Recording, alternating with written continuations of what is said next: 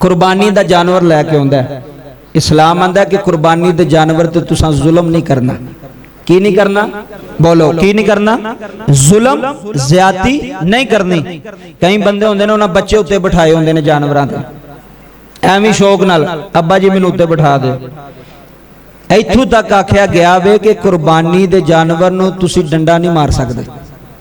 कुर्बानी दे जानवर नूं तुसीं सोटी डंडा नहीं मार सकदे, उन्हें जुल्म नहीं कर सकते, ज्यादती नहीं कर सकते। अगर बच्चियां नूं भी देना तो उन्हां नूं भी समझाओ कि इहदे नाल प्यार करना है, ये अल्लाह दी राह विच कुर्बान होण जा रहा है, ये अल्लाह दी राह विच कुर्बान होण जा रहा है। इहदे ते जुल्म ज्यादती बच्चियां नूं भी समझाना है और आप ही भी अमल करना है। कई मैं बंदे वेखे नो जानवर ना टुरदा होवे अगू खिचदे होंदे ने, पिछू मारदे होंदे ने। यार प्यार नाल तुसीं वेखो तो सही, इन्हें क़यामत वाले दिन तुहाडी सवारी बनना है। सुभान अल्लाह, सुभान अल्लाह।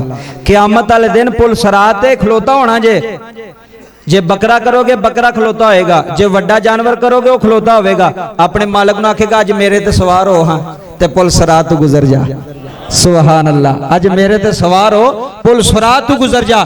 कुर्बानी कोई आम अमल है कि दिल कीता ते दे छड़ी, दिल कीता ते आख्या मैं अगले साल देंगा। क्यों जी? अगर तेरे ते वाजिब है तो दे, अगर ना दवेंगा तो गुनाहगार होवेगा, अगर ना दवेंगा तो बोलो गुनाहगार होवेगा। इस वास्ते मैं अगे अमल दसिया, साडे घरां विच लख लख रुपये की LCD लगी, लख लख रुपये की LCD फजूल है। अगर वो बंदा LCD वेच के तो कुर्बानी दवे तो कितना सवाब होएगा? एक तो बेहयाई भी खत्म होएगी, एक कुर्बानी भी ओदी हो जाएगी।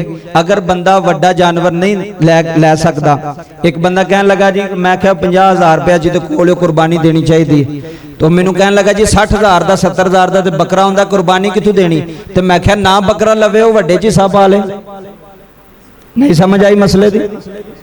वो बकरा ना लवे, वो वड्डे जानवर च हिस्सा पा ले। आम 18,000 17,000 20,000 रुपया हिस्सा पे चलता है आम पिंडा में भी शहरों में, ज्यादा तो ज्यादा 25,000 इस उत्ते कोई नहीं, यह हिस्सा पे चलता है। तो अगर अल्लाह ने तेन तौफीक दी है ना, तेरे को पैसे है ने, तेरी बीवी को पैसे है ने, तो अल्लाह की राह विच कुर्बानी करनी चाहिए, अल्लाह की राह विच कुर्बानी करनी चाहिए।